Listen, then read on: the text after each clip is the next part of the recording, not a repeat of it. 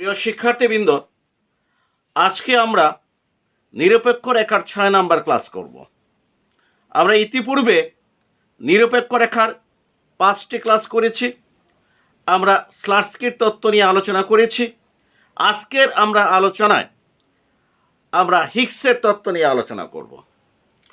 স্লাটস্কির তত্ত্ব যদি আমাদের জানা থাকে, বোঝা থাকে, তাহলে হিগসের তত্ত্ব প্রায় একই রকম, আমাদের কাছে খুব বেশি কঠিন মনে হবে না। আমরা যখন দাম প্রভাব ইকুয়াল টু আয় প্রভাব যোগ বিকল্প প্রভাব বের করেছি স্লাটস্কির তত্ত্বে, তখন আমরা প্রকৃত আয় উপযোগ অর্থে স্থির ধরেছি।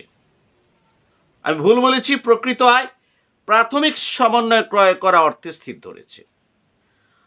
আর হিগসের তত্ত্বে যখন আমরা দাম প্রভাব সমান আয় প্রভাব যোগ বিকল্প প্রভাব বের করব, তখন প্রকৃত আয় আমাদেরকে উপযোগ অর্থে অর্থাৎ তৃপ্তি অর্থে স্থির ধরতে হবে। তাহলে আমি আবারও বলছি, স্লাটস্কির ক্ষেত্রে আমরা প্রকৃত আয় স্থির ধরেছিলাম প্রাথমিক সমন্বয় ক্রয় করা অর্থে, অর্থাৎ প্রকৃত আয় এমনভাবে স্থির রাখতে হবে ভোক্তা যাতে প্রাথমিক সমন্বয় ক্রয় করতে পারে। অন্যদিকে হিগসের তত্ত্বে দাম প্রভাব হতে আয় প্রভাব বিকল্প প্রভাব পৃথক করতে হলে প্রকৃত আয় উপযোগ অর্থে স্থির ধরতে হবে। তা এখন আমি একটু স্লাটস্কির তত্ত্ব যদি আলোচনা করি, মানে পূর্বের পড়াটা পড়ি, তাহলে হিগসের তত্ত্বটা আমাদের জন্য একেবারেই ইজি হয়ে যাবে। আমি প্রথমে একটু নিরপেক্ষ রেখা আঁকছি।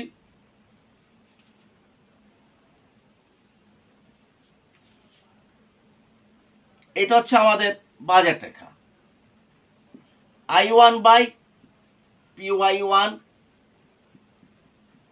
I1 by PX1। এই যে বাজেট রেখা, এইটা হচ্ছে প্রাথমিক বাজেট রেখা। এখন যদি এক্স দ্রব্যের দাম যদি কমে যায়, তাহলে আগে আমরা এই প্রাথমিক বাজেট রেখা দিয়ে সম্পূর্ণ বাজেট যদি আমরা এক্স এর ক্ষেত্রে ব্যয় করতাম, তাহলে আমরা এতটুকু এক্স দ্রব্য কিনতাম। এখন এক্স দ্রব্যের দাম যদি কমে যায়, এক্স দ্রব্য আগের চেয়ে বেশি কিনতে পারবো, অর্থাৎ বাজেট রেখাটা ডান দিকে চলে যাবে। নতুন বাজেট রেখা হচ্ছে I1 বাই PX2। PX1 থেকে PX2 তে দাম কমে গিয়েছে, সেটা আগে আমরা আলোচনা করেছি। কিন্তু আমাদের ওয়াই দ্রব্যের দাম স্থির থাকার কারণে যে এই বিন্দুর কোনো পরিবর্তন হবে না। এখানে একটা জিনিস আমাদের কাছে পরিষ্কার, এই বাজেট রেখাতে এক্স দ্রব্যের দাম কম, অতএব এই বাজেট রেখাতে প্রকৃত আয় বেশি। কি বেশি? প্রকৃত আয় বেশি। অর্থাৎ এই প্রাথমিক বাজেট রেখা I1 by PY1, I1 by PX1 যে প্রকৃত আয় নির্দেশ করে, নতুন বাজেট রেখা I1 by PY1, I1 by PX2 প্রকৃত আয় তার চেয়ে বেশি নির্দেশ করে। কেন? এই নতুন বাজেট রেখাতে এক্স দ্রব্যের দাম PX1 হতে হ্রাস পেয়ে কত হয়েছে? PX2 হয়েছে। আমরা জানি দাম কমলে প্রকৃত আয় বাড়ে। এখন মনে করি যে প্রাথমিক বাজেট রেখাতে ভোক্তা ভারসাম্য লাভ করেছে এই বিন্দুতে, তাহলে একটা নিরপেক্ষ রেখা স্পর্শ করে অঙ্কন করতে হবে। আমরা জানি ভারসাম্য বিন্দুতে বাজেট রেখা নিরপেক্ষ রেখা পরস্পর কি করে? স্পর্শ করে। তো একটা নিরপেক্ষ রেখা আমরা কি করেছি? স্পর্শ করে অঙ্কন করেছি।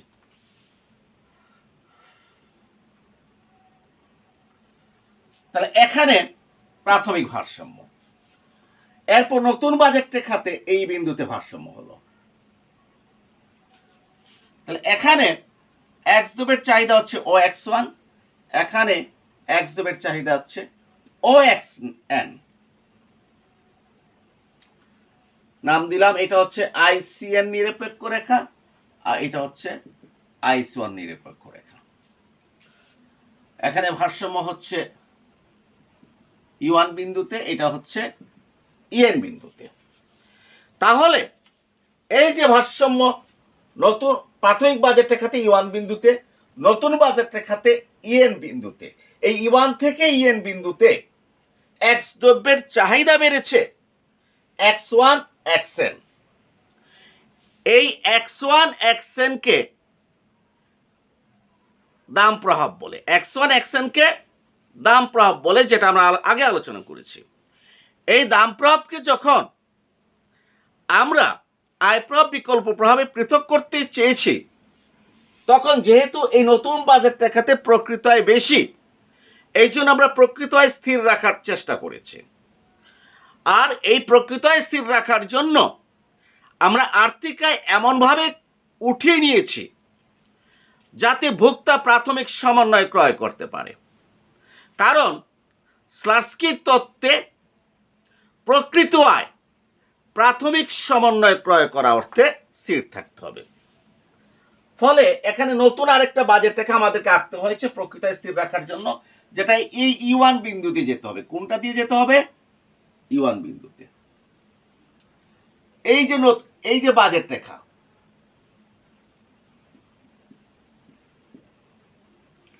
নতুন budget Rekha I2 by PY1, I2 by PX2। এই যে নতুন বাজেট রেখা, এটা সমান্তরাল করে আঁকতে হবে। আমার ঠিক সমান্তরাল হয় নাই, তোমাদেরকে সমান্তরাল করে আঁকতে হবে। এই যে নতুন budget Rekha I2 by PY1, I2 by PX2, এটা প্রকৃত আয় স্থির বাজেট রেখা স্লাটস্কির, প্রকৃত আয় স্থির বাজেট রেখা স্লাটস্কির। কেন?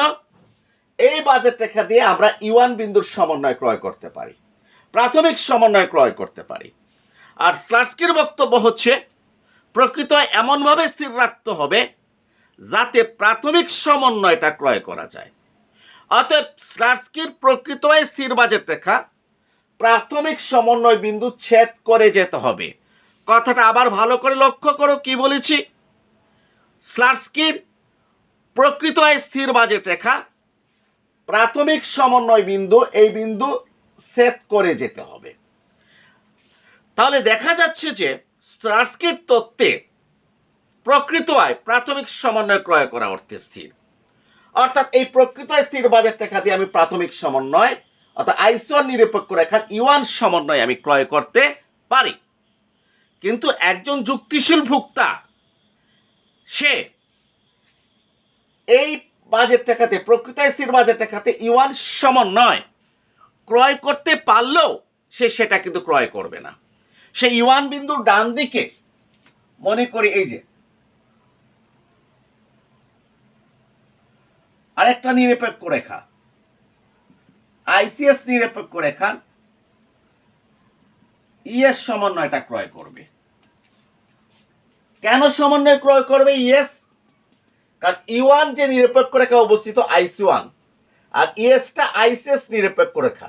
এই ICS নিরপেক্ষ রেখা IC1 নিরপেক্ষ রেখার উপরে অবস্থান করে। আমরা যদি সুন্দর করে চিত্রটা আঁকি, তাহলে দেখা যাবে এই ICS এর অবস্থানটা IC1 এর কি উপরে। তাহলে ভোক্তা কোনটা ক্রয় করবে? ES সমন্বয়। এবং এক্ষেত্রে আমরা দেখেছি এই ES সমন্বয়ে সে X দ্রব্য ক্রয় করে OX। কতটুকু? OX। এই X1 XS হচ্ছে স্লাটস্কির বিকল্প প্রভাব। কেন বিকল্প প্রভাব? সেটা বলেছিলাম যে এই বাজেট রেখা হচ্ছে প্রকৃত আয় স্থির বাজেট রেখা প্রাথমিক সমন্বয় ক্রয় করা অর্থে কার? স্লাটস্কি। যেহেতু এটা প্রকৃত আয় স্থির বাজেট রেখা, অতএব এই বাজেট রেখাতে আয় প্রভাব শূন্য। তাহলে E1 থেকে ES বিন্দুতে চাহিদার স্থানান্তর হয়েছে কার কারণে? বিকল্প প্রভাবের কারণে। অতএব এই X1 XS হচ্ছে স্লাটস্কির বিকল্প প্রভাব। এবং লক্ষণীয় ব্যাপার যে এক্ষেত্রে স্লাটস্কির ভারসাম্য হচ্ছে প্রকৃত স্থির অবস্থায় ICS নিরপেক্ষ রেখায়, অর্থাৎ IC1 থেকে উপরের কি? নিরপেক্ষ রেখায়, যেখানে তৃপ্তি বা কল্যাণের পরিমাণ প্রাথমিক নিরপেক্ষ রেখার চেয়ে বেশি। কারণ ICS এর অবস্থান IC1 এর উপরে, অর্থাৎ ইএস বিন্দুর কল্যাণ বা তৃপ্তি ই1 বিন্দু হতে বেশি। তাহলে আমরা বলতে পারি স্লাটস্কির তত্ত্বে প্রকৃত আয় প্রাথমিক অর্থে স্থির, প্রাথমিক সমন্বয় ক্রয় করা অর্থে স্থির, কিন্তু উপযোগ অর্থে স্থির নয়। আবারও বলছি, কথাটা খেয়াল করা দরকার। স্লাটস্কির তত্ত্বে প্রকৃত আয় প্রাথমিক সমন্বয় ক্রয় করা অর্থে স্থির, উপযোগ অর্থে বা তৃপ্তি অর্থে স্থির নয়। কারণ উপযোগ বা তৃপ্তি অর্থে ভোক্তা ইএস বিন্দুতে মানে আইসিএস নিরপেক্ষ রেখায় অর্থাৎ উপরের নিরপেক্ষ রেখায় অবস্থান করে বলে তার তৃপ্তির পরিমাণটা বেশি। অর্থাৎ প্রকৃত আয় উপযোগ অর্থে স্থির নয় স্লাটস্কির তত্ত্বে। এখন হিক্সের তত্ত্বে প্রকৃত আয় উপযোগ অর্থে স্থির। কথাটা খেয়াল করা দরকার। হিক্সের তত্ত্বে প্রকৃত আয় উপযোগ অর্থে স্থির। প্রকৃত আয় যদি উপযোগ অর্থে স্থির হয়, তাহলে হিক্সের তত্ত্বে ভোক্তাকে প্রকৃত আয় স্থির এমনভাবে রাখতে হবে যাতে সে আইসি1 নিরপেক্ষ রেখায় অবস্থান করে। কোনটাতে অবস্থান করে? আইসি1 নিরপেক্ষ রেখাতে অবস্থান করে। বুঝে নিতে হবে এইভাবে। কেন? যেহেতু হিক্সের তত্ত্বের মূল বক্তব্য হচ্ছে প্রকৃত আয় উপযোগ অর্থে স্থির, আর উপযোগ বা কল্যাণ স্থির থাকে একই নিরপেক্ষ রেখায়। আমরা যখন নিরপেক্ষ রেখা পড়েছি তখন আমরা দেখেছি একই নিরপেক্ষ রেখার প্রত্যেকটা বিন্দুতে তৃপ্তি সমান। উপরে নিরপেক্ষ রেখায় তৃপ্তি বেশি, নিচের নিরপেক্ষ রেখায় তৃপ্তি কম। যেহেতু স্লাটস্কির তত্ত্বে বলা হয়েছে প্রকৃত আয় এমনভাবে স্থির রাখতে হবে যাতে ভোক্তার তৃপ্তি সমান থাকে, তাহলে হিক্সে বলা হয়েছে, তাহলে হিক্সের এই বক্তব্য থেকে আমি বের করে নিয়ে আসব যে প্রকৃত আয় এমনভাবে স্থির রাখতে হবে যাতে ভোক্তা প্রাথমিক নিরপেক্ষ রেখায় অবস্থান করে। আমি আবারও বলছি, খুব ভালো করে লক্ষ্য রাখতে হবে, খেয়াল করতে হবে। হিক্সের তত্ত্বে বলা হয়েছে প্রকৃত আয় এমনভাবে স্থির রাখতে হবে যাতে ভোক্তার তৃপ্তি সমান থাকে, অর্থাৎ ভোক্তার উপযোগ সমান থাকে। এই কথার অর্থ হলো প্রকৃত আয় এমনভাবে স্থির রাখতে হবে যাতে ভোক্তা প্রাথমিক নিরপেক্ষ রেখায় অবস্থান করে। কারণ একমাত্র প্রাথমিক নিরপেক্ষ রেখায় অবস্থান করলে তৃপ্তি সমান থাকে। একটা বিষয় মনে রাখতে হবে, প্রাথমিক সমন্বয় ক্রয় করা আর প্রাথমিক নিরপেক্ষ রেখায় অবস্থান করাতে বাধ্য করার ভিতরে কি আছে? পার্থক্য আছে। প্রাথমিক সমন্বয় ক্রয় করার সামর্থ্য থাকার পরও সে উপরে নিরপেক্ষ রেখায় কি হয়ে গেছে? চলে গেছে স্লাটস্কির তত্ত্বে। কিন্তু হিক্সের তত্ত্বে সে উপরে নিরপেক্ষ রেখায় যেতে পারবে না, তাকে প্রাথমিক নিরপেক্ষ রেখায় অবস্থান করতে হবে যাতে তার তৃপ্তিটা পূর্বের মতো থাকে। তাহলে প্রাথমিক নিরপেক্ষ রেখায় অবস্থান করা তখনই সম্ভব হবে যদি হিক্সের প্রকৃত আয় স্থির বাজেট রেখা প্রাথমিক নিরপেক্ষ রেখাকে স্পর্শ করে যায়। আমি আবারও বলছি, প্রাথমিক নিরপেক্ষ রেখাতে অবস্থান করা সম্ভব হবে তখনই যখন হিক্সের প্রকৃত স্থির বাজেট রেখা প্রাথমিক নিরপেক্ষ রেখাকে কি করবে? স্পর্শ করে যাবে। কারণ আমরা দেখেছি স্লাটস্কির তত্ত্বে সেট করে যাওয়ার কারণে সে উপরে নিরপেক্ষ রেখায় চলে গেছে। তাহলে আমার তৃপ্তি যদি আমি প্রাথমিক অবস্থায় যে তৃপ্তি পেয়েছি প্রকৃত আয় স্থির রাখতে হবে যাতে আমি সেই একই তৃপ্তি পাই, তাহলে অবশ্যই আমার প্রকৃত আয় স্থির বাজেট রেখা প্রাথমিক নিরপেক্ষ রেখাকে স্পর্শ করে যেতে হবে। তাহলে আমি এই রেড কালার দিয়ে বাজেট রেখা যেটা অঙ্কন করছি প্রকৃত আয় স্থির বাজেট রেখা, সেটা হবে হিক্সের বাজেট রেখা। এটা প্রাথমিক নিরপেক্ষ রেখাকে কি করতে হবে? স্পর্শ করে যেতে হবে। এই যে স্পর্শ করে আমরা কি করলাম? আঁকলাম। এই বাজেট রেখার নামটা হচ্ছে I3/PY1 I3/PX2। অর্থাৎ স্লাটস্কির ক্ষেত্রে যতটুকু অর্থ উঠানো হয়েছে এই প্রকৃত স্থির বাজেট রেখা কালো কালি। হিক্সের ক্ষেত্রে অর্থ কি করতে হবে? বেশি উঠাতে হবে। প্রকৃত স্থির রাখার জন্য অর্থ কি করতে হবে? হিক্সে বেশি উঠাতে হবে। স্লাটস্কিতে আমরা এখান থেকে এখানে আসছি, স্লাটস্কিতে, আর হিক্সে আসতে হবে এই বিন্দু থেকে এই বিন্দুতে। এই রেড কালারের I2/PY1, সরি I3/PY1, I3/PY1 আর I3/PX2, এই বিন্দু। এটা হচ্ছে কার? স্লাটস্কি, সরি এটা হচ্ছে হিক্সের রেড কালারের। তো এটা প্রাথমিক নিরপেক্ষ রেখাকে ছেদ করেছে কোন বিন্দুতে? এই হিক্স তো ইএইচ বিন্দুতে। কোন বিন্দুতে? ইএইচ বিন্দুতে। তাহলে এই এখানে ভারসাম্য হলো, এই বিন্দুতে স্পর্শ করেছে, ভুক্তা এখানে যাবে। এটা এক্স এইচ নাম দিলাম। তাহলে আমরা দেখলাম যে হিক্সের প্রকৃত স্থির বাজেট রেখা এই বিন্দুতে I3/PY1, I3/PX2, এই যে এটা বাম দিকে চলে আসছে PX2। এটা প্রাথমিক নিরপেক্ষ রেখাকে ইএইচ বিন্দুতে, কোথায়? ইএইচ বিন্দুতে স্পর্শ করেছে। তাহলে ইএইচ বিন্দুতে যে তৃপ্তি E1 এ কি? একই তৃপ্তি।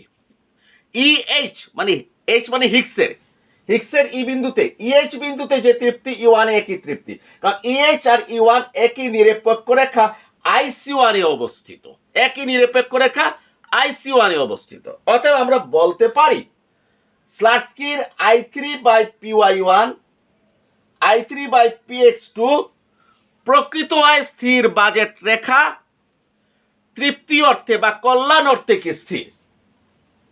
এখন আমরা দেখতে পাচ্ছি ভারসাম্য E1 থেকে EH বিন্দুতে স্থানান্তরিত হয়েছে।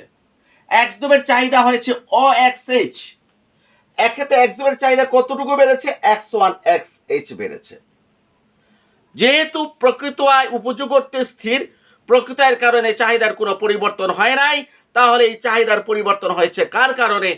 বিকল্প প্রভাবের কারণে। অতএব এই X1 XH হচ্ছে বিকল্প প্রভাব, X1 XH হচ্ছে বিকল্প প্রভাব।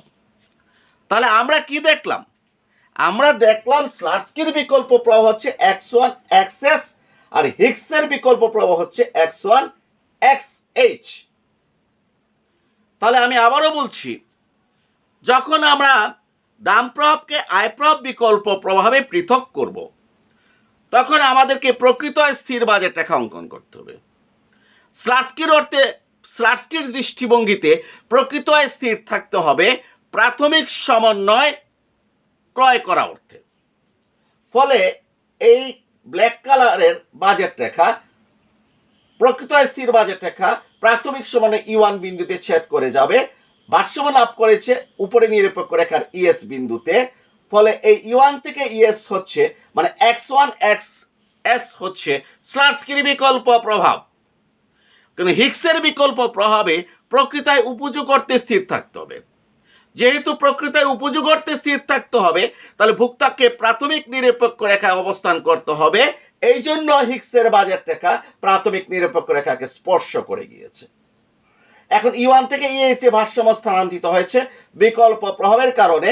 অর্থাৎ স্লাটস্কির হিক্সের বিকল্প প্রভাব হচ্ছে X1 XH। তাহলে আমরা দেখলাম যে দাম কমার ক্ষেত্রে স্লাটস্কির বিকল্প প্রভাব X1 XS হতে হিক্সের বিকল্প প্রভাব X1 XH কম, মানে হিক্সের বিকল্প প্রভাবটা ছোট আর স্লাটস্কির বিকল্প প্রভাবটা বড়। আর আয় প্রভাব যদি বের করতে চাই, তো ভারসাম্য তো এখানে স্লাটস্কির ক্ষেত্রে আয় প্রভাব হচ্ছে XS XN, আর হিক্সের ক্ষেত্রে কত আয় প্রভাব বেশি? XH XN। তাহলে আমাদের ব্রেনের ভিতরে যে বিষয়টা রাখতে হবে যে স্লাটস্কির দাম প্রভাব ইকুয়াল টু আয় প্রভাব যোগ বিকল্প প্রভাব পৃথক করতে হলে প্রকৃত আয় প্রাথমিক সমন্বয় ক্রয় করা অর্থে স্থির, অর্থাৎ প্রকৃত আয় স্থির বাজেট রেখা প্রাথমিক সমন্বয় বিন্দু সেট করে যাবে। আর হিক্সের ক্ষেত্রে আমাদের মনে রাখতে হবে প্রকৃত আয় কল্যাণ বা তৃপ্তি বা উপযোগ অর্থে স্থির, অতএব প্রকৃত আয় স্থির বাজেট রেখা প্রাথমিক নিরপেক্ষ রেখাকে স্পর্শ করে যাবে। আরো সংক্ষেপে যদি বলি, স্লাটস্কির তত্ত্বে প্রকৃত আয় স্থির বাজেট রেখা প্রাথমিক সমন্বয় বিন্দুকে ছেদ করে যাবে, আর হিক্সের তত্ত্বে প্রাথমিক নিরপেক্ষ রেখাকে স্পর্শ করে যাবে। একটা সেট করে যাবে, একটা স্পর্শ করে যাবে। কে সেট করে যাবে? স্লাটস্কি সেট করে যাবে। স্পর্শ করে যাবে কে? হিগস। এখন আমি একটু সুন্দর করে হিগসের দাম প্রভাব ইকুয়াল টু আয় প্রভাব যোগ বিকল্প প্রভাব আমি বোঝানোর চেষ্টা করব। এখন চিত্রটা আমরা আঁকবো শর্টকাট পদ্ধতিতে। আগে বিশ্লেষণ করে এঁকেছি, এখন আমি চিত্রটা আঁকবো কোন পদ্ধতিতে? শর্টকাট পদ্ধতিতে। শর্টকাট পদ্ধতিতে চিত্র আঁকলে চিত্রটা সুন্দর হয়। সেটা হচ্ছে আমাদের, এই হচ্ছে আমাদের এক্স দ্রব্য, লম্বককে আমরা কি ধরেছি? ওয়াই দ্রব্য। লম্বকে কি ধরেছি? ওয়াই দ্রব্য। এইটা হচ্ছে আমাদের প্রাথমিক বাজেট রেখা, I1 by PY1, I1 by PX1। এইটা হচ্ছে দাম কমার পর আমাদের বাজেট রেখা, I1 বাই PX2। এক্স এর দাম কমে PX2 হয়েছে। অতএব এই প্রাথমিক বাজেট রেখা হতে দাম কমার পর নতুন যে বাজেট রেখা সেটাতে প্রকৃত আয় স্থির। এখন আমরা ধরে নিচ্ছি আমরা প্রাথমিক ভারসাম্য লাভ করেছি এই বিন্দুতে। এখন আমরা এই বিন্দুর নিচ দিয়ে একটা বাজেট রেখা আঁকবো।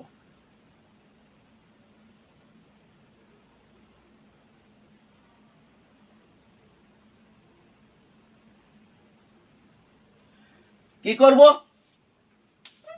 প্রাথমিক ভারসাম্য যে বিন্দুতে অর্জিত হয়েছে তার একটুক নিচ দিয়ে একটা বাজেট রেখা আঁকবো। এই যে রেড কালারের বাজেট রেখা আঁকলাম, এইটা হচ্ছে হিগসের প্রকৃত আয় স্থির budget Rekha, I2 by PY1। I1 থেকে আর্থিক আয় উঠিয়ে নিয়েছি, এই জন্য I2। আর্থিক আয় উঠিয়ে নিয়েছি I2, কিন্তু দাম তো PX2 কি আছে? ঠিক আছে। আমি আবারও বলছি যে প্রকৃত আয় স্থির রাখার জন্য এই বাজেট রেখা হতে কিছু অর্থ উঠিয়ে নিতে হবে, ফলে প্রকৃত আয় স্থির বাজেট রেখাটা নিচের দিকে ট্রান্সফার হবে এবং এইটা হবে প্রাথমিক সমন্বয় বিন্দুর একটু নিচ দিয়ে যাবে। যদি আমরা স্লাটস্কির প্রকৃত আয় স্থির বাজেট রেখা আঁকতাম তাহলে সেটা কিন্তু প্রাথমিক সমন্বয় ক্রয় করার সামর্থ্য রাখে, এই জন্য সেই বাজেট রেখা কিন্তু প্রাথমিক সমন্বয় বিন্দু এটা সেট করে যাবে, মানে এই বাজেট রেখার উপরে হবে, এটা সেট করে যাবে। কোনটা? স্লাটস্কিরটা। আর হিগসেরটা যাবে এটা নিচ দিয়ে। এখন প্রকৃত স্থির বাজেট রেখা এই রেড কালারে এখানে একটা বিন্দু চয়েস করব, বেশি দূরে না, একটু কাছে একটা বিন্দু আমরা চয়েস করব। চয়েস করার পর একটা নিরপেক্ষ রেখা আঁকবো, একটা নিরপেক্ষ রেখা আঁকবো। আমরা জানি নিরপেক্ষ রেখার সাহায্যে বক্তার ভারসাম্য তখনই অর্জিত হয় যখন বাজেট রেখার নিরপেক্ষ রেখা কি করে? স্পর্শ করে। তো যখন আমি নিরপেক্ষ রেখা আঁকবো, সেই নিরপেক্ষ রেখাটা এই বিন্দুটাকে প্রাথমিক বাজেট রেখাকে স্পর্শ করবে, আর এই বিন্দুটাকে নতুন বাজেট রেখাকে স্পর্শ করবে। অর্থাৎ একটা নিরপেক্ষ রেখা অঙ্কন করব, যে নিরপেক্ষ রেখা প্রাথমিক বাজেট রেখাকে এই বিন্দুতে স্পর্শ করবে আর প্রকৃত স্থির বাজেট রেখাকে এই বিন্দুতে স্পর্শ করবে। সেইভাবে আমি একটা নিরপেক্ষ রেখা আঁকছি, আমি ডট ডট দিয়ে আঁকছি যাতে একটু সুন্দর হয়। এখন আমি এটা ফিল আপ করে দিচ্ছি। তাহলে এইভাবে আমি কি করলাম? একটা নিরপেক্ষ রেখা আঁকলাম। তাহলে এই নিরপেক্ষ রেখা প্রাথমিক বাজেট রেখাকে এই ইউ1 বিন্দুতে স্পর্শ করেছে। এর মানে কি? এর মানে হচ্ছে ভোক্তা IC1 নিরপেক্ষ রেখার ইউ1 বিন্দুতে প্রাথমিক বাজেট রেখা নিরপেক্ষ রেখা স্পর্শ করেছে। অর্থাৎ প্রাথমিক অবস্থায় ভোক্তা এক্স দ্রব্য কতটুকু ভোগ করে? ও X1 ভোগ করে। এখন এই বাজেট রেখাতে প্রকৃত আয় বেশি। স্লাটস্কির তত্ত্বে প্রকৃত আয় স্থির রাখার জন্য আর্থিক আয় এমনভাবে উঠিয়ে দিতে হবে যাতে ভোক্তা প্রাথমিক তৃপ্তি পায়। অতএব নতুন প্রকৃত আয় স্থির বাজেট রেখা প্রাথমিক নিরপেক্ষ রেখাকে স্পর্শ করে যাবে। এই যে প্রাথমিক নিরপেক্ষ রেখাকে নতুন প্রকৃত আয় স্থির budget Rekha I2 by PY1, I2 by PX2 কি হয়েছে? এই বিন্দুতে স্পর্শ করে গিয়েছে। এই বিন্দু হচ্ছে হিগসের বিন্দু, এই জন্য EH বিন্দুতে স্পর্শ করে গিয়েছে। অতএব এখানে যে ভারসাম্যটা আমি টানি, এক্স দ্রব্যের চাহিদা হচ্ছে কতটুকু? OX2 OX2 তাহলে এই বাজার রেখাতে প্রকৃত আয় স্থির, অথবা আয় প্রভাব শূন্য, আয়ের কারণে চাহিদার কোনো পরিবর্তন হবে না। তাহলে E1 থেকে EH বিন্দুতে চাহিদার পরিবর্তন হয়েছে বিকল্প প্রবাহের কারণে, অতএব X1 X2 নাম দিতে পারি, অথবা হিগস যেহেতু হিগস এই জন্য নাম দিলাম XH। এই X1 XH হচ্ছে হিগসের বিকল্প প্রভাব। এখন যদি আমি হিগসের আয় প্রভাব যদি বের করতে চাই, তাহলে প্রকৃত আয় স্থির রাখার জন্য যে পরিমাণ আর্থিক আয় উঠিয়ে নেওয়া হয়েছে সেটা আবার ফেরত দিতে হবে। সেটা ফেরত দিলে বাজেট থেকে আবার ট্রান্সফার হয়ে কোথায় চলে যাবে? I1/PY1 I1/PX2। অতএব ভারসাম্য অর্জিত হবে কোথায়? এই নতুন বাজেট রেখার এই বিন্দু, ধরলাম এই বিন্দুতে, যে কোনো বিন্দু, এখানে এখানে এখানে যে কোনো বিন্দু, ICN নিরপেক্ষ রেখার EN বিন্দুতে। অতএব এখানে XS XN হচ্ছে কি? আয় প্রভাব, ঠিক স্লাস্কির মতো। E1 থেকে EH বিকল্প প্রভাব, EH থেকে EN আয় প্রভাব। অর্থাৎ X1 XH হচ্ছে হিগসের বিকল্প প্রভাব, আর XH XN হচ্ছে হিগসের আয় প্রভাব। এখন ঠিক স্লাস্কির তত্ত্বে যেভাবে আমরা কি করেছি, নিরপেক্ষ রেখা হতে চাহিদা রেখা অঙ্কন করেছি স্বাভাবিক দ্রব্যের, নিকৃষ্ট দ্রব্যের, গিফেন দ্রব্যের, এখানেও আমরা পারবো ঠিক আগের মতো এইভাবে টেনে আমরা ঠিক স্লাস্কির তত্ত্বে যেভাবে চাহিদা রেখা অঙ্কন করেছি এখনও আমরা চাহিদা রেখা অঙ্কন করবো। এইটা স্বাভাবিক দিকের ভারসাম্য, নিকৃষ্ট দ্রব্যের ক্ষেত্রে ভারসাম্যটা হবে এই দুইটা বিন্দুর মাঝখানে এখানে, আর গিফেন দ্রব্যের ক্ষেত্রে ভারসাম্য হবে এই বিন্দুর বাম দিকে এখানে। এটা আমরা আগের আলোচনা এবং আগে ঠিক যেভাবে কি করেছি চাহিদা রেখা অঙ্কন করেছি, প্রথমে E1 বিন্দুকে বেস করে, এরপর EN স্বাভাবিক দ্রব্য, এদিকে হবে E1 আর এটা করলে নিকৃষ্ট দ্রব্য, EN আর এটা করলে গিফেন দ্রব্য হবে। পুরো আলোচনাটা এখন আগের মতো।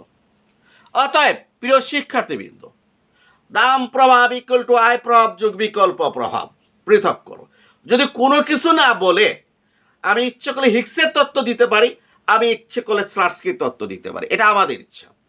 যদি আমাকে বলে স্লাটস্কির তত্ত্ব হতে দেখাও যে দাম প্রভাব ইকুয়াল টু আয় প্রভাব সমান বিকল্প প্রভাব, আয় প্রভাব প্লাস বিকল্প প্রভাব, তাহলে আমাকে স্লাটস্কিরটা দিতে হবে। যদি আমাকে হিগসের কথা বলে তাহলে হিগসেরটা দিতে হবে। আর যদি আমাকে বলা হয় নিরপেক্ষ রেখা হতে চাহিদা রেখা অঙ্কন করো, আমি ইচ্ছে করলে স্লাটস্কির তত্ত্ব হতে চাহিদা রেখা অঙ্কন করতে পারি, গত ক্লাসে দেখিয়েছি। আবার ইচ্ছে করলে ওই আগের নিয়মে হিগসের তত্ত্ব হতে আমি কি করতে পারি, চাহিদা রেখা অঙ্কন করতে পারি। আর যেটা উল্লেখ করে দেবে সেটা আমি কি করব, অনুসরণ করতে বাধ্য। হিগস বললে হিগস বাধ্য, স্লাটস্কি বললে স্লাটস্কি বাধ্য, কোনো কিছু না বললে যে কোনো একটা আমরা ফলো করতে পারি। তাহলে আজকের এই আলোচনা থেকে হিগস এবং স্লাটস্কির মধ্যে পার্থক্যটা কি? পার্থক্যটা হচ্ছে যে স্লাটস্কির তত্ত্বে বেপার্থক্যের কথা বলা হয়েছে। বেপার্থক্যের সমান অর্থ যদি উঠিয়ে নেওয়া হয়, তাহলে আমি আগে উদাহরণ দিয়ে দেখিয়েছি ভোক্তা শুধুমাত্র প্রাথমিক সমন্বয় ক্রয় করতে পারে। এই জন্য স্লাটস্কির তত্ত্বে প্রকৃত আয়টা প্রাথমিক সমন্বয় ক্রয় করা অর্থে স্থির। এক্ষেত্রে প্রকৃত আয়টা উপযোগ অর্থে স্থির নয়। অন্যদিকে হিগসের তত্ত্বে প্রকৃত আয় স্থির রাখতে হবে উপযোগ অর্থে, যার ফলে হিগসের প্রকৃত আয় স্থির রেখা প্রাথমিক নিরপেক্ষ রেখাকে স্পর্শ করা যায়। অন্যদিকে স্লাটস্কির প্রকৃত আয় স্থির রেখা প্রাথমিক সমন্বয়কে সেট করে যায়। আমি আরেকটা দৃষ্টি আকর্ষণ করছি, যদি আমাদেরকে বলা হয় উপযোগ অর্থে স্থির চাহিদা রেখা অঙ্কন করো, উপযোগ অর্থে স্থির চাহিদা রেখা অঙ্কন করো, তাহলে কিন্তু আমাদেরকে হিগসের চাহিদা রেখা অঙ্কন করতে হবে। কোনটা? হিগসের। অর্থাৎ এই যে E1 আর EH বিন্দু বেস করে। আর যদি বলে প্রাথমিক সমন্বয় ক্রয় করা অর্থে স্থির চাহিদা রেখা অঙ্কন করো, তাহলে আমরা স্লাটস্কিরটা আমরা অঙ্কন করব। আমরা হিগস এবং স্লাটস্কি আমরা আলোচনা করলাম। এখন আমরা দাম ভোগ রেখা নিয়ে আলোচনা করব। অত্যন্ত ইম্পর্টেন্ট, আমাদের জাতীয় বিশ্ববিদ্যালয়ে প্রায় এই প্রশ্নটা আসে। দাম ভোগ রেখা, যেটা ইংরেজিতে বলে প্রাইস কনজামশন কার্ভ, দাম ভোগ রেখা, এটা এখন আমরা আলোচনা করব। দাম ভোগ রেখা সংজ্ঞা যদি আমরা দিতে চাই, তাহলে আমাদেরকে তিনটা পয়েন্ট লক্ষ্য করতে হবে। কয়টা পয়েন্ট? তিনটা পয়েন্ট। 1 নাম্বার, দুটি দ্রব্যের ভারসাম্য সমন্বয়। কি লিখেছি? দুটি দ্রব্যের ভারসাম্য সমন্বয়। 2 নাম্বার, বিবেচ্য দ্রব্যের দাম পরিবর্তনশীল। 3 নাম্বার, অপর দ্রব্যের দাম ও আয় স্থির। অর্থাৎ দাম্ভিক রেখার সংজ্ঞা দিতে হলে আমাদেরকে তিনটা পয়েন্ট আমাদেরকে বিবেচনায় রাখতে হবে। 1 নাম্বার পয়েন্টে বলেছি দুটি দ্রব্যের ভারসাম্য সমন্বয়। এখানে এই কথাটাকে খুব গুরুত্ব দিতে হবে। আমি বক্স করে দিলাম লাল কালি দিয়ে। দুইটি দ্রব্যের কি লিখেছি? ভারসাম্য সমন্বয়। ভারসাম্য সমন্বয়টা কখন অর্জিত হয়? আমরা দেখেছি নিরপেক্ষ রেখা এবং বাজেট রেখা যে বিন্দুতে স্পর্শ করে সেই বিন্দুতে ভোক্তা ভারসাম্য অর্জন করে। আমি আবারও বলছি, নিরপেক্ষ রেখা এবং বাজেট রেখা যে বিন্দুতে স্পর্শ করে সেই বিন্দুতে ভোক্তা ভারসাম্য অর্জন করে। তাহলে দুটি দ্রব্যের ভারসাম্য সমন্বয় এর মানে দাম্ভিক রেখার প্রত্যেকটা বিন্দুতে নিরপেক্ষ রেখা এবং বাজেট রেখার স্পর্শ রয়েছে।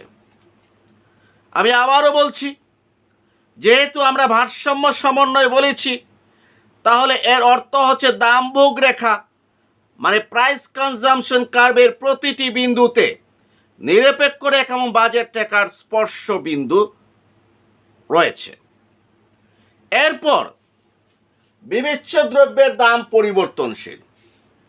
অর্থাৎ যে দ্রব্যের দাম্ভিক রেখা আমরা অঙ্কন করব, যে দ্রব্যের দাম্ভিক রেখা নিয়ে আমরা আলোচনা করব, সেই দ্রব্যের দাম পরিবর্তনশীল হতে হবে।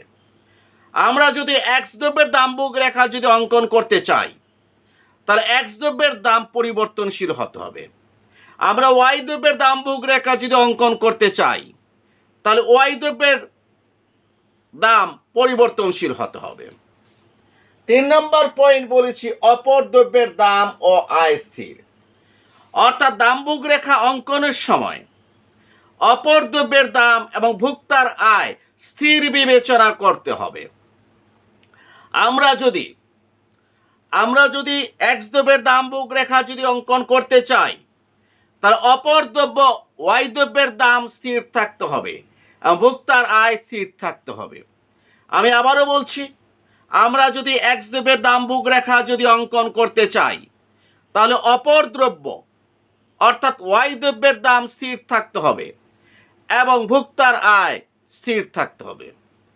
এই তিনটা পয়েন্টকে সামনে রেখে আমি দাম্ভিক রেখার যে সংজ্ঞা দেব সেটা হচ্ছে, দাম্ভিক রেখা বিভিন্ন বিন্দুর সমন্বয়ে গঠিত একটি রেখা, যে রেখার প্রতিটি বিন্দু দুটি দ্রব্যের ভারসাম্য সমন্বয় প্রকাশ করে, যেখানে বিবেচ্য দ্রব্যের দাম পরিবর্তনশীল এবং অপর দ্রব্যের দাম ও আয় স্থির থাকে। আমি আবারও বলছি, দাম্ভিক রেখা বিভিন্ন বিন্দুর সমন্বয়ে গঠিত একটি রেখা, যে রেখার প্রতিটি বিন্দুতে দুটি দ্রব্যের ভারসাম্য সমন্বয় প্রকাশ করে, যেখানে বিবেচ্য দ্রব্যের দাম পরিবর্তনশীল এবং অপর দ্রব্যের দাম ও আয় স্থির থাকে। তাহলে আমি দাম্ভিক রেখার যে সংজ্ঞা দিয়েছি, এই সংজ্ঞাতে তিনটা পয়েন্টই আছে। আমার ভাষা চেঞ্জ হতে পারে, পরিবর্তন হতে পারে, শব্দেরও পরিবর্তন হতে পারে, কিন্তু পয়েন্টগুলো তিনটা থাকবে সংজ্ঞাতে। যেমন আমি একটু চেঞ্জ করে আরেকটা সংজ্ঞা দিচ্ছি।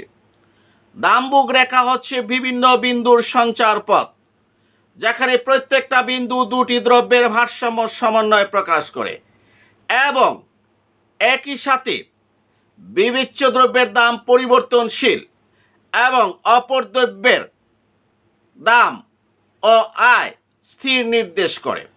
আবারও বলছি, দাম্ভিক রেখা বিভিন্ন বিন্দুর সঞ্চার পথ, যেখানে প্রতিটি বিন্দু দুটি দ্রব্যের ভারসাম্য সমন্বয় প্রকাশ করে এবং একই সাথে বিবিচ্য দ্রব্যের দাম পরিবর্তনশীল এবং অপর দ্রব্যের দাম ও ভোক্তার আয় স্থির নির্দেশ করে। এভাবে আমি যে কোনো শব্দ চয়ন বা ভাষার মাধ্যমে আমি দাম বুক রেখার সংজ্ঞা দিতে পারি, কিন্তু আমার পয়েন্ট থাকতে হবে কয়টা? এই 3টা পয়েন্ট আমার থাকতে হবে, 1 2 3। এখন আমি দাম বুক রেখা এই 3টা পয়েন্টের ভিত্তিতে আমি আঁকবো। এই 3টা পয়েন্টের ভিত্তিতে ভূমিয়ককে কি ধরেছি? x দ্রব্য, লম্বককে ধরেছি কি? y দ্রব্য। এটা হচ্ছে আমাদের প্রাথমিক বাজেট রেখা I1 by PY1, I1 by PX1। এটা হচ্ছে প্রাথমিক বাজেট রেখা। আর এটা হচ্ছে x দ্রব্যের দাম কমে যাওয়ার পর নতুন বাজেট রেখা I1 বাই PX2। এটা প্রাথমিক বাজেট রেখা, আর x দ্রব্যের দাম PX1 থেকে PX2 হলে এটা নতুন বাজেট রেখা। এখন প্রথম লাইনটা চিন্তা করি, দুটি দ্রব্যের ভারসাম্য সমন্বয়।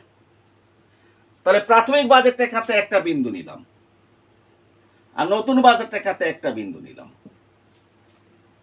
এই বিন্দু নিয়ে আমি কি করলাম? একটা রেখা কি করলাম? এঁকে ফেললাম। আমার বিন্দু দেওয়াটা হয় নাই, বিন্দুটা এখানে ছেদ করেছে। এই দুইটা বিন্দু নিয়ে কি করলাম?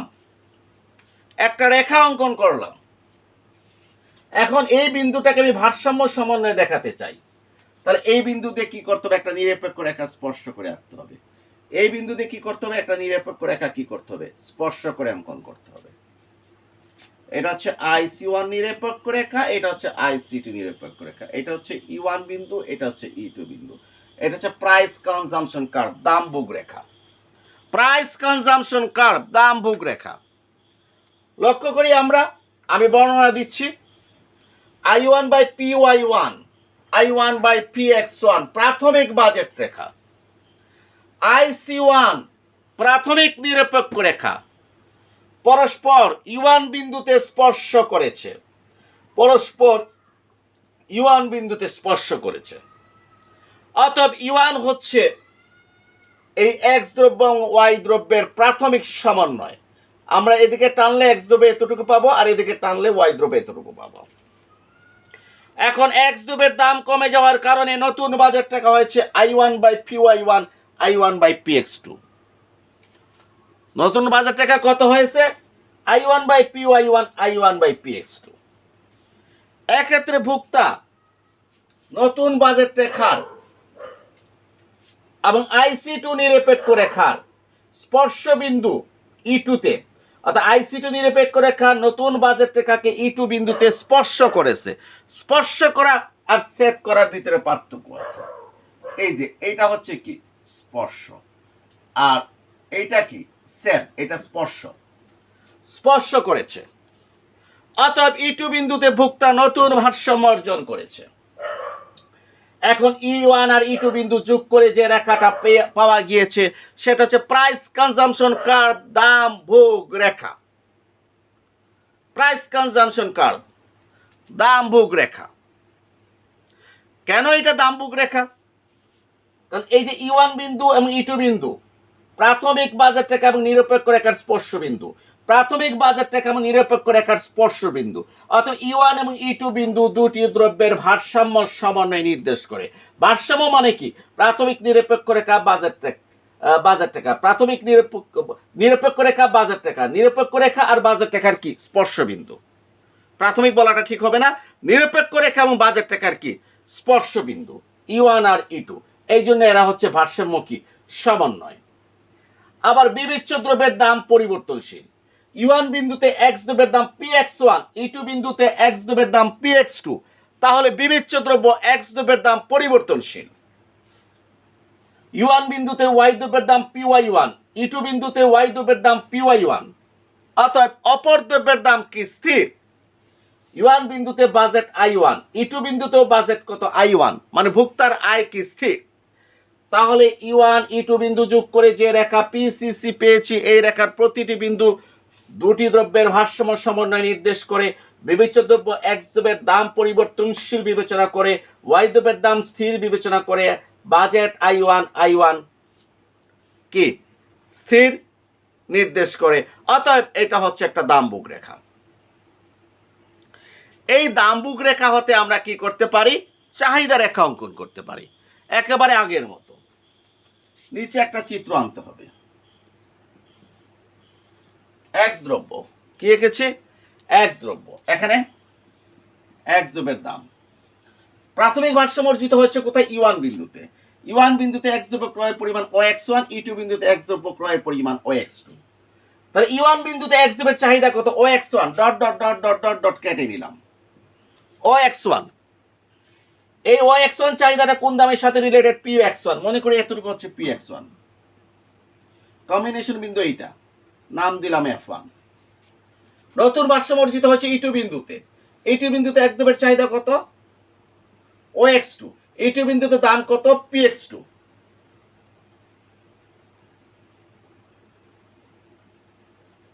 PX2। তাহলে এবং এই E2 বিন্দুর কম্বিনেশন বিন্দুটা হচ্ছে কোনটা? F2। E2 বিন্দুর দাম PX2, PX2টা PX1 এর চেয়ে কম, এই জন্য নিচে অবস্থান করবে। এখন F1 আর F2 বিন্দু আমরা কি করি? যোগ করি। যোগ করে আমরা কি পেয়েছি? চাহিদা রেখা। এবং এই চাহিদা রেখা আমরা বিস্তারিত আলোচনা করেছি পঞ্চম ক্লাসে, মানে গত ক্লাসে আমরা কি করেছি? আলোচনা করেছি পঞ্চম ক্লাসে কিভাবে চাহিদা রেখা অঙ্কন করতে হয়। তাহলে এই E1 এবং E2 বিন্দু থেকে আমরা F1 F2 বিন্দু পেয়েছি, আমরা চাহিদা রেখা অঙ্কন করেছি। এবং এটা কিন্তু একটা স্বাভাবিক দ্রব্যের দামবুক রেখা। নিকৃষ্ট দ্রব্যের দামবুক রেখা যদি অঙ্কন করতাম, তাহলে এটা নিকৃষ্ট দ্রব্যের চাহিদাটা স্বাভাবিক দ্রব্যের চাহিদা যতটুকু বাড়ে, নিকৃষ্ট দ্রব্যের চাহিদা তার চেয়ে কম বাড়ে। কেন? আয় প্রভাবটা ঋণাত্মক হয়, এই জন্য নিকৃষ্ট দ্রব্যের চাহিদাকে এদিকে ব্যাক করবে। ভারসাম্য যদি এখানে হয়, তাহলে নিকৃষ্ট দ্রব্যের দামবুক রেখা ডান দিকে ঊর্ধ্বগামী হয়, নিকৃষ্ট দ্রব্যের দামবুক রেখা ডান দিকে ঊর্ধ্বগামী হবে। আর গিভেন দ্রব্যের ক্ষেত্রে ভারসাম্যটা এখানে হবে, অর্থাৎ গিভেন দ্রব্যের দামবুক রেখা বাম দিকে ঊর্ধ্বগামী হবে, বাম দিকে ঊর্ধ্বগামী হবে। আমাদেরকে যদি বলে নিকৃষ্ট দ্রব্যের দামবুক রেখা অঙ্কন করো বা গিভেন দ্রব্যের দামবুক রেখা অঙ্কন করো এবং চাহিদা রেখা অঙ্কন করো, তাহলে আমরা নিকৃষ্ট দ্রব্যের ক্ষেত্রে ভারসাম্য এখানে নেব, দামবুক রেখা, গিভেন দ্রব্যের ক্ষেত্রে এখানে দেবো, এই যে দামবুক রেখা। তারপর এভাবে যেভাবে চাহিদা রেখা অঙ্কন করেছি, আমরা একই নিয়মে আমরা কি করব? চাহিদা রেখা আমরা অঙ্কন করব। তার মানে দামবুক রেখা পড়লাম এবং দামবুক রেখা হতে আমরা চাহিদা রেখা কি করেছি? আমরা অঙ্কন করেছি। এখন আমরা আলোচনা করব আয়ভোগ রেখা, ইনকাম কনজাম্পশন কার্ভ। আয়ভোগ রেখা আমরা দামবুক রেখা যেভাবে আলোচনা করেছি, একই আলোচনা, প্রায় একই আলোচনা কি? আয়ভোগ রেখা।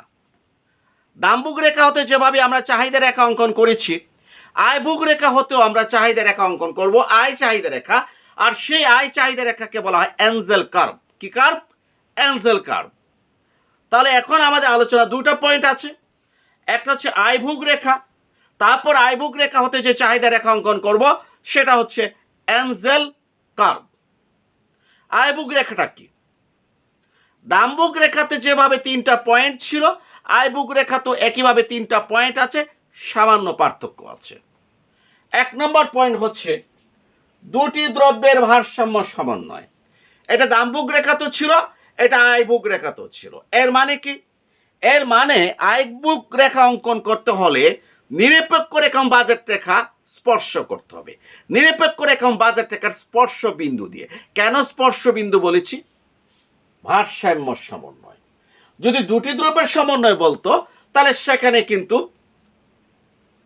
নিরপেক্ষ রেখা বাজেট রেখা স্পর্শ করবে, এটা কিন্তু বোঝায় না, এটা স্পষ্ট হয় না। ভারসাম্য বললে আমরা কনফার্ম নিরপেক্ষ রেখা বাজেট রেখা কি করেছে? স্পর্শ করেছে। এরপরে বলা হয়েছে দুটি দ্রব্যের দাম স্থির। দুটি দ্রব্যের দাম কি থাকতে হবে? স্থির থাকতে হবে।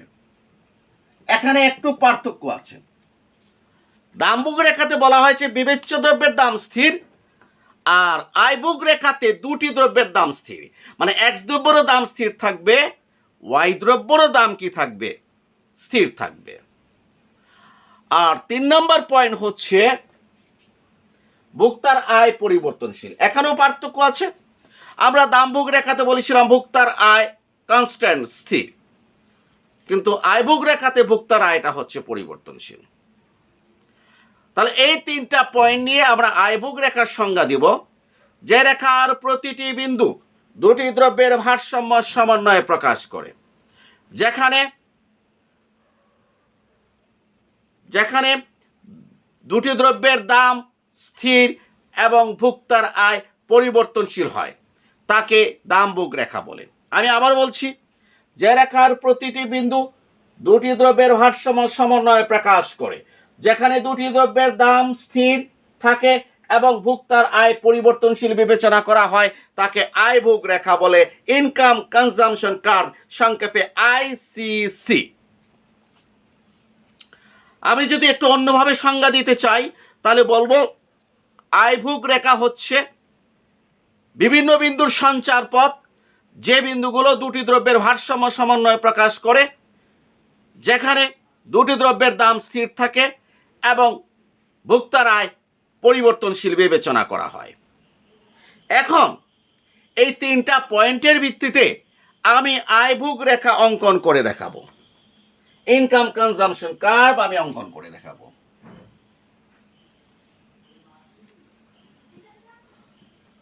এদিকে আমরা এক্স দ্রব্য ধরেছি, ভূমি অক্ষে আর লম্ব অক্ষে ধরেছি কি ওয়াই দ্রব্য। এটা হচ্ছে প্রাথমিক বাজেট রেখা I1 বাই PY1, অর্থাৎ I1 by PY1, budget I1, Y দ্রব্যের দাম PY1, I1 বাই PX1। এখন আমাকে বলা হয়েছে আয়ভোগ রেখাতে দুটি দ্রব্যের ভারসাম্য। এখানে একটা নিরপেক্ষ রেখা আঁকলাম IC1। এই IC1 নিরপেক্ষ রেখা এবং I1 by PY1, I1 by PX1 নিরপেক্ষ রেখা পরস্পর কোথায়? এই E1 বিন্দুতে কি করেছে? স্পর্শ করেছে। কোথায় স্পর্শ করেছে? E1 বিন্দুতে। অতএব এই E1 বিন্দু হলো আয়ভোগ রেখার উপর অবস্থিত একটি বিন্দু। কেন? কারণ আয়ভোগ রেখার প্রত্যেকটা বিন্দু দুটি দ্রব্যের ভারসাম্য সমন্বয় প্রকাশ করে। তাহলে এই E1 বিন্দুতে নিরপেক্ষ রেখা IC1 আর বাজেট রেখা I1 by PY1, I1 by PX1 স্পর্শ করেছে। অর্থাৎ E1 বিন্দু X দ্রব্য আর Y দ্রব্যের ভারসাম্য সমন্বয় প্রকাশ করে। অতএব E1 বিন্দু আয়ভোগ রেখার উপর অবস্থিত একটি বিন্দু। এখন দুটি দ্রব্যের দাম স্থির থাকা অবস্থায় যদি ভোক্তার আয় বাড়ে, দুটি দ্রব্যের দাম স্থির থাকা অবস্থায় যদি ভোক্তার আয় বাড়ে, তাহলে আমাদের ক্রয় ক্ষমতা বাড়বে না কমবে? আমাদের ক্রয় ক্ষমতা বাড়বে। যেহেতু আমাদের ক্রয় ক্ষমতা বাড়বে, সেহেতু আমাদের বাজেট রেখাটা উপরের দিকে স্থানান্তরিত হবে সমান্তরাল ভাবে I2 বাই PY1। যেহেতু আমার দ্রব্যের দাম স্থির PY1 ঠিক আছে, যেহেতু আয় বেড়েছে I1টা I2 হয়েছে, আয় বেড়েছে I1টা কি হয়েছে? I2 হয়েছে, আর দাম স্থির অর্থাৎ PX1 থাকবে। এর আগের রেখাগুলোতে আমি দেখেছি যে PX1 চেঞ্জ হয় PX2 হয়েছে, আর ওয়াই দ্রব্যের দাম PY1 যা আছে তাই, কারণ ওখানে ওয়াই দ্রব্যের দাম স্থির ছিল, এক্স দ্রব্যের দাম চেঞ্জ হয়েছে।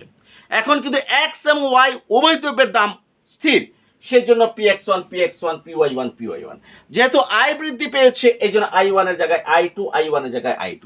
যেহেতু আয় বাড়লে ক্রয় ক্ষমতা বাড়ে, এই জন্য বাজেট টাকা উপরের দিকে কি হয়েছে? স্থানান্তরিত হয়েছে। মনে করি এক্ষেত্রে নতুন ভারসাম্য অর্জিত হয়েছে। IC2 নিরপেক্ষ রেখার E2 বিন্দুতে, তাহলে এই E2 বিন্দু দুটি দ্রব্যের ভারসাম্য সমন্বয় প্রকাশ করে। আমি বারবার একটা কথা বলেছি, যেহেতু ভারসাম্য সমন্বয়, এর মানে নিরপেক্ষ রেখা এবং বাজেট রেখার স্পর্শ বিন্দু। আমি এই দুটি বিন্দু কি করলাম? যোগ করলাম।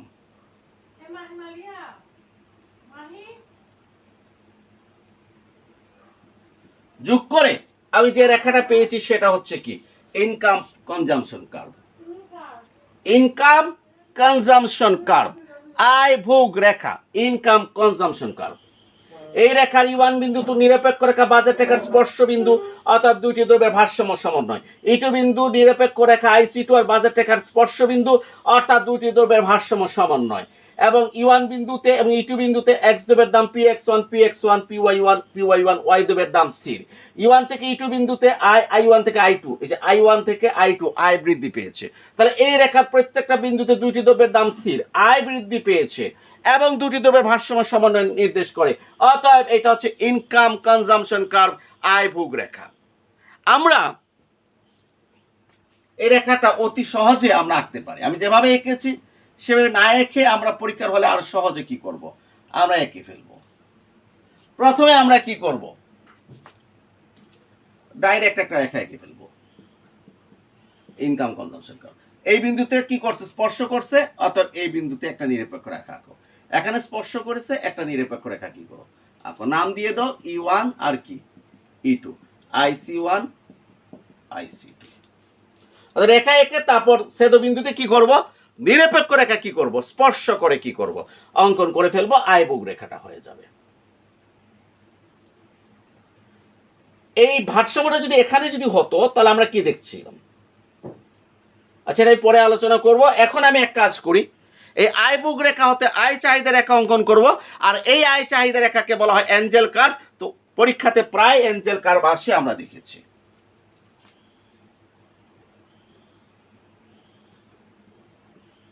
এক্স দ্রব্য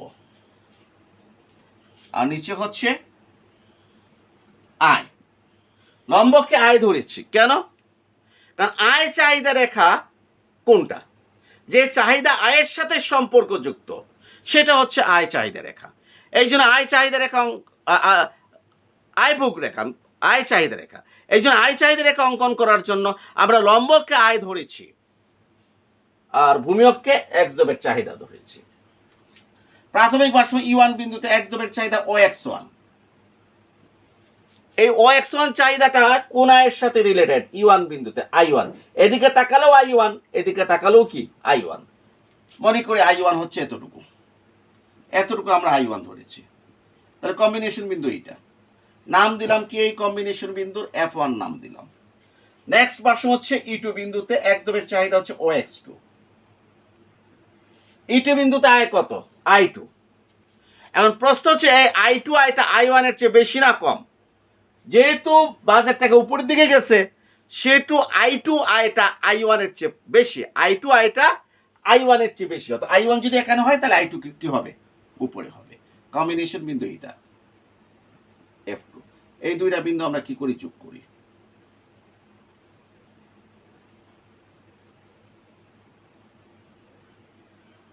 এটা আমরা ভূমিয়কের দিকে উত্তল করেও আঁকতে পারি, আবার ভূমিয়কের দিকে অবতল করেও কি করতে পারি, আঁকতে পারি। এই রেখাটাকে বলা হয় Angel curve, ENGL, Angel curve. তাহলে আয়ভোগ রেখা হতে যে চাহিদা রেখা অঙ্কন করা হয় তাকে কি বলা হয়, অ্যাঞ্জেল কার্ভ বলা হয়। তাহলে আমরা আজকের আলোচনায় আমরা আয়ভোগ রেখা নিয়ে কি করলাম, আলোচনা করলাম এবং আয়ভোগ রেখা হতে আয় চাহিদা রেখা অঙ্কন করেছি, যেটা অ্যাঞ্জেল কার্ভ নামে পরিচিত। এখন একটা বিষয় আমি একটু দৃষ্টি আকর্ষণ করছি, উপরের চিত্রে আমরা একটু তাকাই। উপরের চিত্রে আয়ভোগ রেখাটা ডান দিকে ঊর্ধ্বগামী, উপরের চিত্রে আয়ভোগ রেখাটা ডান দিকে ঊর্ধ্বগামী।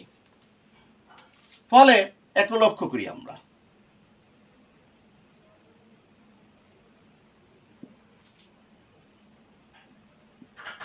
একটু লক্ষ্য করি, আয়ভোগ রেখা যদি ডান দিকে ঊর্ধ্বগামী হয় তাহলে ভারসাম্য যখন E1 থেকে E2 বিন্দুতে স্থানান্তরিত হবে, এক্স দ্রব্যের চাহিদা বাড়ে, ওয়াই দ্রব্যের চাহিদা বাড়ে।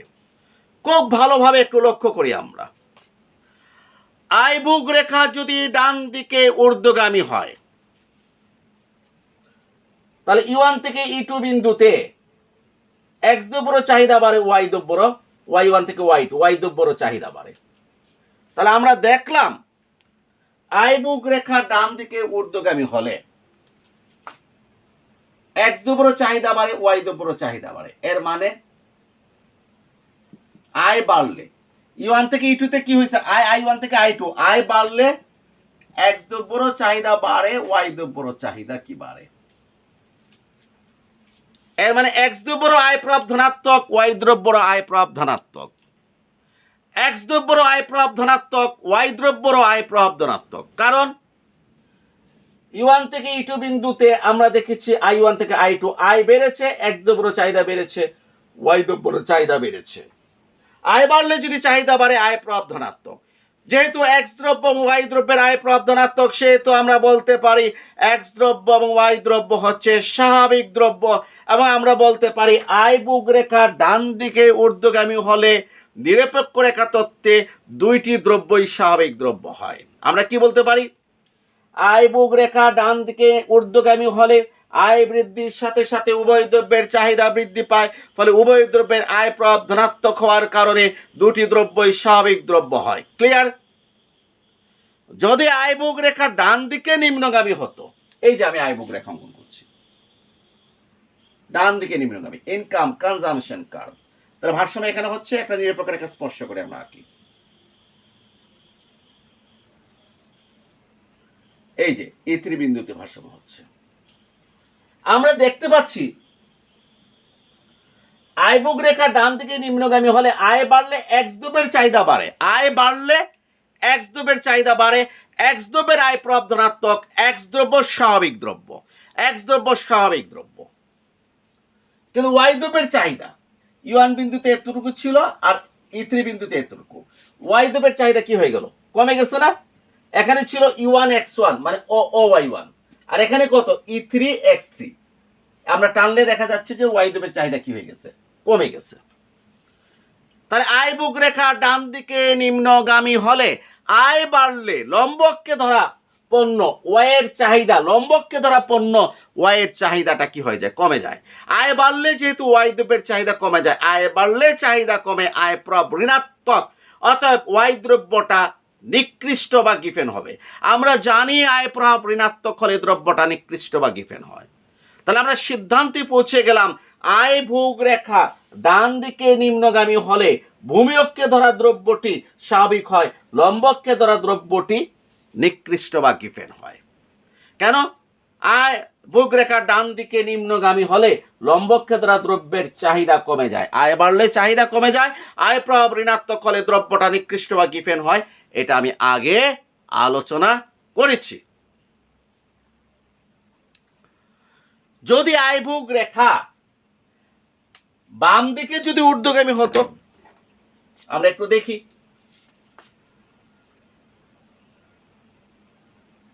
বাম দিকে ঊর্ধ্বগামী হয়েছে, এই যে, তাহলে ভারসাম্য হবে এখানে একটা নিরপেক্ষ রেখা কি করতে হবে? স্পর্শ করে একটা নিরপেক্ষ রেখা আঁকি। ভারসাম্য হয়েছে কোন বিন্দুতে? E4 বিন্দুতে। আয়ভোগ রেখা যদি ইনকাম কনজাম্পশন কার্ভ যদি বাম দিকে ঊর্ধ্বগামী হয়, তাহলে আমরা দেখতে পাচ্ছি যে এক্স দ্রব্যের চাহিদাটা কি হয়ে যাচ্ছে? কমে যাচ্ছে। এক্স দ্রব্যের চাহিদাটা কমে যাচ্ছে। E1 বিন্দুতে OX1 ছিল, এই E4 বিন্দুতে OX0, মানে এক্স দ্রব্যের চাহিদাটা কমে যাচ্ছে। আয় বাড়লে কি বাড়লে? আয় বাড়লে এক্স দ্রব্যের চাহিদা কমে যায়। অর্থাৎ আয়ভোগ রেখা বাম দিকে ঊর্ধ্বগামী হলে এক্স দ্রব্যের চাহিদা কমে যায়, অর্থাৎ এক্স দ্রব্যের আয় প্রভাব ঋণাত্মক, অর্থাৎ এক্স দ্রব্য নিকৃষ্ট বা গিফেন হবে। সুতরাং আমরা বলতে পারি আয়ভোগ রেখা বাম দিকে ঊর্ধ্বগামী হলে ভূমিয়ক্ষ দ্বারা পণ্য মানে এক্স দ্রব্য নিকৃষ্ট হতে পারে অথবা গিফেন হতে পারে।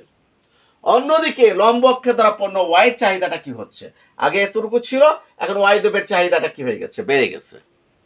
আগে এতটুকু ছিল প্রাথমিক ইয়েতে, এখন কতটুকু? এতটুকু।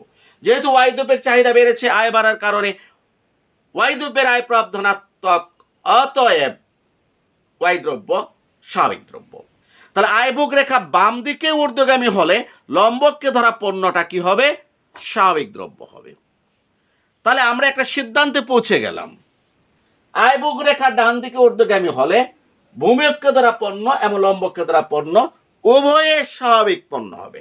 আয়ভোগ রেখা ডান দিকে নিম্নগামী হলে ভূমিয়ককে ধরা পণ্য এক্স দ্রব্যটা হচ্ছে স্বাভাবিক, আর লম্বককে ধরা পণ্যটা নিকৃষ্ট বা গিভেন হবে। আয়ভোগ রেখা বাম দিকে ঊর্ধ্বগামী হলে ভূমিয়ককে ধরা পণ্যটা নিকৃষ্ট বা গিফেন, আর লম্বককে ধরা পণ্যটা কি হবে? স্বাভাবিক হবে। তাহলে আমরা দেখতে পেলাম নিরপেক্ষ রেখার তত্ত্বে দুটি দ্রব্য একই সাথে স্বাভাবিক হতে পারে, কিন্তু একই সাথে নিকৃষ্ট বা গিফেন হতে পারে না। আমি আবারও বলছি, নিরপেক্ষ রেখা তত্ত্বে দুটি দ্রব্য একই সাথে স্বাভাবিক হতে পারে, কিন্তু একই সাথে নিরপেক্ষ বা গিফেন হতে পারে না। কেন? আমরা নিরপেক্ষ রেখা তত্ত্বে দেখেছি আইবুক রেখা ডান দিকে যদি ঊর্ধ্বগামী হয় তাহলে দুটি দ্রব্য একই সাথে স্বাভাবিক হবে, কিন্তু আইবুক রেখা ডান দিকে নিম্নগামী বা বাম দিকে ঊর্ধ্বগামী হলে একটা স্বাভাবিক দ্রব্য হবে আর অপরটা নিকৃষ্ট বা গিফেন দ্রব্য হবে। এর মানে দুটি দ্রব্য একই সাথে নিকৃষ্ট বা গিফেন দ্রব্য হতে পারে না। প্রিয় শিক্ষার্থীবৃন্দ, আমরা নিরপেক্ষ রেখার 6টা ক্লাসের ভিতরে অনেক বিষয় কি করেছি, আলোচনা করেছি। এখন আমরা যে বিষয়গুলো আলোচনা করেছি সেগুলোকে যদি গুরুত্ব দিয়ে ভালো করে যদি আমরা ক্লাস করি তাহলে ইনশাল্লাহ বাকি যে ছোটোখাটো সমস্যাগুলো আছে এগুলো বই দেখলে আমরা সবাই পারবো। আর পাশাপাশি যে আমার অনলাইনে অর্থনৈতিক কিছু সমস্যার সমাধান যে গ্রুপ আছে সেখানে যদি তোমরা যাও, এটা পাবলিক, রিকোয়েস্ট পাঠালে আমি অ্যাকসেপ্ট করে দেব। সেখানে ফাইলসে গেলে অনেক সময় মোবাইল থেকে বের করা যায় না, ল্যাপটপ বা পিসির মাধ্যমে যদি ফাইলসে যাওয়া যায় তাহলে সেখানে আমার মাইক্রো ইকোনমিক্সের লেখা আছে প্রায় 300 পাতার মতো। এর ভিতরে নিরপেক্ষ রেখা বা ইন্ডিয়ান কার্ভ রয়েছে। এছাড়া সেখানে দেখবা ম্যাক্রো ইকোনমিক্সেরও লেখা আছে, থার্ড ইয়ারের আন্তর্জাতিক অর্থনীতি, থার্ড ইয়ারের ISLM, অনেক কিছু কি আছে লেখা আছে, গণিতের থিওরির উপরও লেখা আছে, সবগুলো তোমরা পাবে। আগামী ক্লাস আসার আগ পর্যন্ত সবার কাছ থেকে বিদায় নিচ্ছি। সবাইকে আন্তরিকভাবে ধন্যবাদ। তোমরা সবাই ভালোভাবে লেখাপড়া করো, শুধু এইটাই চাই।